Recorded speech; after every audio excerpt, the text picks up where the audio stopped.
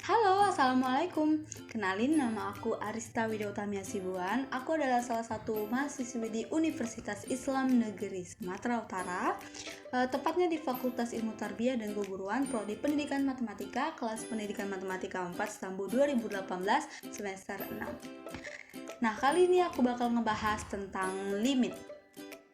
Are you ready? Ya, let's go. Mari kita mulai. Nah, pembahasan aku tentang limit itu aku ambil dari bukunya Bapak Robert G. Bartle dan Donald R. Sherbert yang berjudul Pengantar Analisis Real edisi ketiga. Jadi dalam buku ini tuh di bab keempatnya, yaitu tentang limit, pada subbab 4.3 tentang beberapa perluasan dari konsep limit, terdapat teorema 4.3.7. Jadi kali ini aku bakal ngebahas teorema 4.3.7 beserta pembuktiannya. Oke, check it out. Nah, ini dia nih, teorema 4.3.7. Aku bacain ya. Misalkan A merupakan himpunan bagian dari bilangan real dengan F memetakan A pada R, dan C merupakan elemen bilangan real merupakan suatu titik klaster dari A. Nah, anggaplah bahwa fx ini kurang dari atau sama dengan gx untuk semua x elemen A, dan juga x tidak sama dengan C.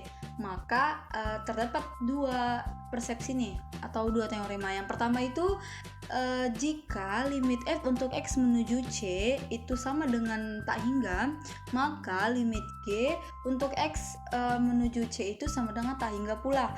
Dan yang kedua, jika limit g untuk x menuju c itu sama dengan negatif tak hingga, maka limit f untuk x menuju c itu sama dengan negatif tak hingga pula.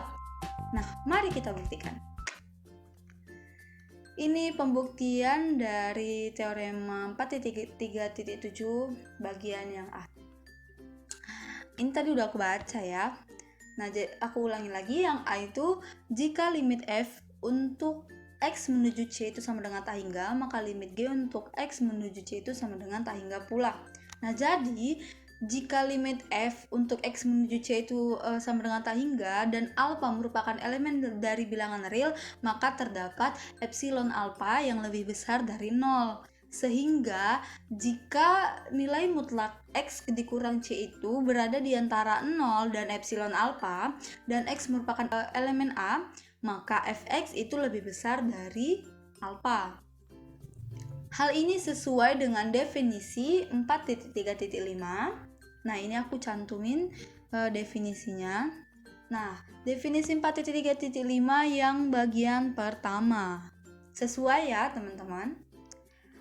Akan tetapi, karena fx itu kurang dari atau sama dengan gx untuk semua x elemen A, dan x tidak sama dengan c, maka jika 0 itu lebih kecil dari nilai mutlak x dikurang c, lebih kecil dari delta alpha, dan x merupakan elemen A, maka didapatkanlah gx yang lebih besar dari alpha. Jadi limit g untuk x menuju c itu sama dengan tak hingga. Terbukti ya, teman-teman.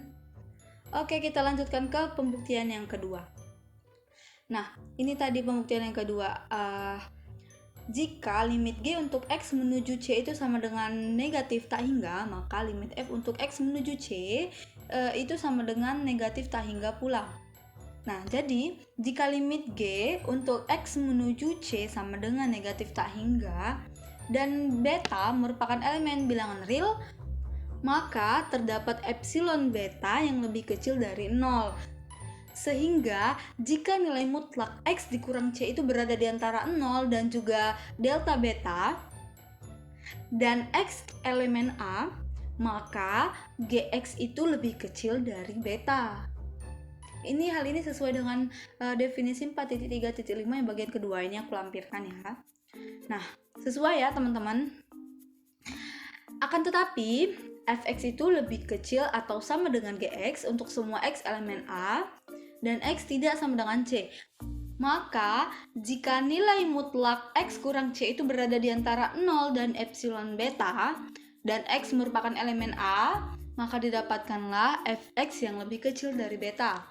Jadi, limit F untuk X menuju C itu sama dengan negatif tak hingga pula.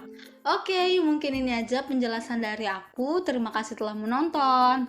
Ini ada kata-kata mutiara dari Bapak Wainel Huizengam yang isinya beberapa orang memimpikan kesuksesan sementara yang lain bangun setiap pagi untuk mewujudkannya. Nah, maka dari itu, bangunlah dari tidurmu dan wujudkan mimpimu. Oke, sekian dari aku. Sampai ketemu lagi. Assalamualaikum.